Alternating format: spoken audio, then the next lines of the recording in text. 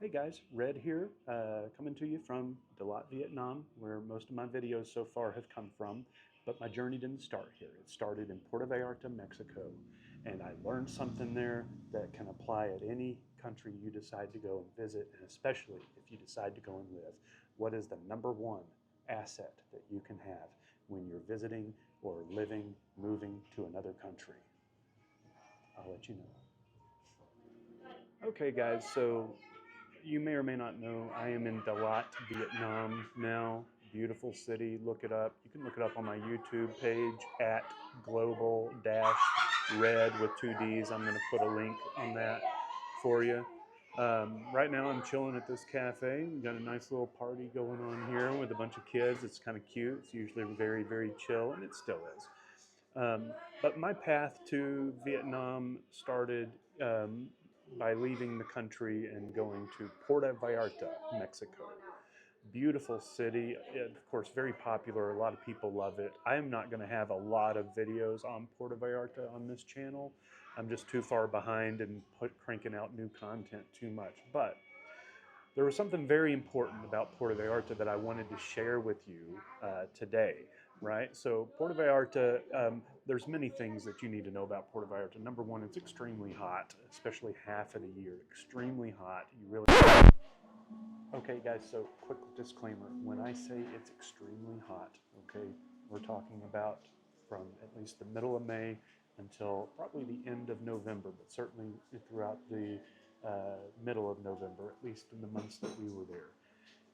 When I say extremely hot, I've lived most of my life in Arkansas, Tennessee, spent 5 years in Dallas, Texas, was born and lived a little bit in Florida, and just pretty much spent my entire life until recently in the southeastern United States.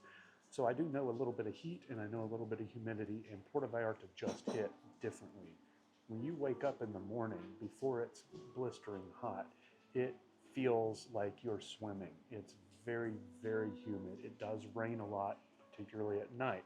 And so when you wake up, you've got this, you're automatically sweating. Now, I am a redhead, hence global red, so I definitely sweat more than the average person, and I'm definitely more heat averse than most people, so this may not be as bad for you. But when you have lows in the upper 70s and highs in the upper 80s or lower 90s, so there's only a 10-degree difference, what that tells you is that there is a lot of humidity in the air and it's hanging on to that heat.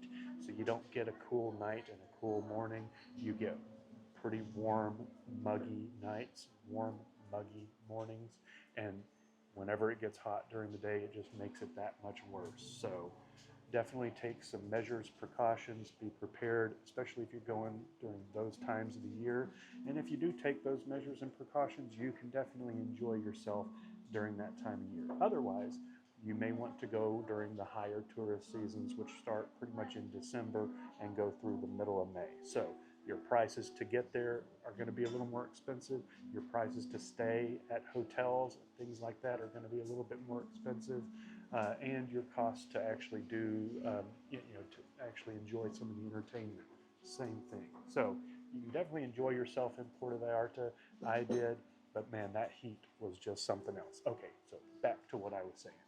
I have a little portable fan. You don't have a lot of air conditioning at the businesses, so if you're trying to escape the heat because you've been out in it for 30 minutes, 45 minutes, you're going to get shade, and that's going to be the best you can find. So a fan, some sort of towel, to kind of keep dry if you're sweating a lot, an umbrella so that you're always in the shade will help you enjoy those times outside. But that's not what I am here to talk about. What I'm here to talk about is something that I have learned so valuable, because after I left Puerto Vallarta, I went to Thailand, and I was in Thailand and thought I was going to be in Thailand the rest of my life. Left Thailand to come here, fell in love with the weather, the people, all of that, and I've decided to stay here. So, back to Puerto Vallarta. Before I went to Puerto Vallarta, I took a trip across the United States to go see family and friend in Tennessee and Arkansas. Hello to everyone. And I sent my dad to Puerto Vallarta. And we had a place that we had checked out on Facebook through a lady named Cassandra. Um, and this place was very nice, and it was in a good neighborhood. We wanted to be kind of in a more traditional neighborhood. I was going to follow my dad to Puerto Vallarta, but for the first 7 weeks, it was him by himself. So this was something he really wanted to do, and so I got him set up at this place through a Facebook page, which I am going to share with you. The reason I'm going to share this page with you is because Cassandra, the lady I just mentioned, who is the landlord, became a very, very dear friend to us and a vital resource. I know you're just going, if you're in the States and you're deciding to go to Mexico and you're deciding to go to Puerto Vallarta, that you think you can kind of just get by and everything will be okay, and that may be so. But we got so much value from knowing Cassandra that I would be amiss if I did not share this resource with you. Cassandra, not only was she kind of the landlord, but she also oversaw all the maintenance. So if anything ever went wrong, she was on top of it right away. She also picked my dad up from the airport and drove him back. She walked with him around the neighborhood, the beautiful neighborhood, and introduced him to the shops and the shop owners to let them know that he was here. Puerto Vallarta, we chose it because we thought there would be a lot of English spoken there and it would be easier for Dad to transition. And while that is the case compared to a lot of other places more far inland from the coast, there's still not a lot of English spoken in Puerto Vallarta unless you're on the main touristy area. Which, if you're going to Puerto Vallarta to visit, that's one thing. But if you're going there to live, you probably don't want to live in the touristy area. You maybe want to live maybe a 10-minute ride or walk from that area so that you can avoid the noise and the traffic. The traffic can get crazy down there where you can't even move to get in and out. So we picked this neighborhood. It was such a huge score. Cassandra, thank you so much. She also, Dad had some sickness, right, from something he ate or drank. Cassandra went to the pharmacy for him, got him everything he needed, wouldn't take no for an answer, and she doesn't. She does not take no for an answer.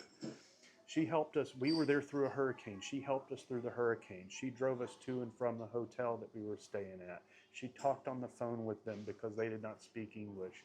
She showed me where the best tamales were. She took us to a place where we could get this amazing chicken at a great price. She showed us where the market was, the local market, how to navigate it, and which stores to choose and which stores not to choose. Because a lot of food and drink there can kind of mess with the digestive system, right? And so she was there at every turn to answer questions we didn't even know we have. But if we had just any little thing pop up, she was there. She cooked for us. She held little gatherings in the courtyard area. The apartments that she has are very nice and very competitively priced. So I highly recommend, if you're spending some time in Puerto Vallarta, even if it is for a few weeks, check this place out. You'll get an idea of what an authentic Mexican neighborhood is like. The neighborhood is called Aramara, and every time we took an Uber ride to and from, any driver, the occasional driver that spoke English, would make it a point to tell us, this is a very nice neighborhood. And it's got old school Mexican charm, very safe. There's a little park in the area where kids will get around to play basketball and soccer and things like that. And it's got everything you need within a walking distance. So, and then you're a short Uber ride, maybe a $6 to $8 Uber ride into the Malapone and Romantic Zone if you want to go there, on the weekend or a couple of times a week. So, highly recommend. Cassandra, thank you so much. Try to book with her. Give this person your business. She will look out for you and she'll answer any question you need. It's like you're getting a free tour guide with your apartment, honestly. So Cassandra, I can't thank you enough, and I'm sorry that it took me so long to get a video up. I've taken so many videos and just didn't like any of them. So hopefully when I review this one, it'll stick because you deserve the best. And I hope that this brings you a lot of visitors and a lot of friends. And to all of you out there, you will have a friend in Cassandra. Having said that, again, this is Global Red, and most of my content is not going to be on Mexico, but I will answer any of your questions that you have. Cassandra, this one's for you.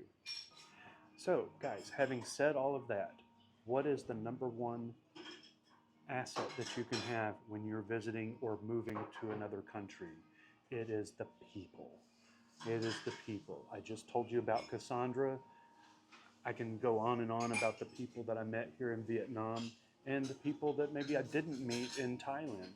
I met some great people in Thailand, don't get me wrong.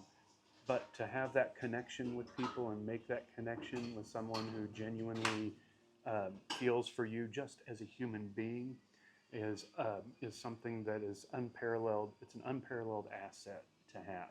So before you leave and go to another country, do some research, try and get in some Facebook groups, spend a few months trying to get to know people, see if you click or connect, see if you have somebody that you can really count on to answer your questions or to guide you, even if you get there and something happens and you become sick or something happens and you forgot to ask how to navigate the health system, or you don't know what emergency number to call, or any type of question that you don't even know to ask right now. It is good to know a local person who is building a trust and a friendship and a relationship with you, like Cassandra did with me and like so many people here have done in Vietnam. And some people helped me in Thailand too, but whenever I first got there, I had nobody. And I can feel the difference between Thailand and the Vietnam and Puerto Vallarta in that aspect. So I hope this video helps a little bit. I know it's kind of just an ad hoc type of video put together, but I just wanted to share with you what I felt was the most valuable thing that I had available to me in Puerto Vallarta.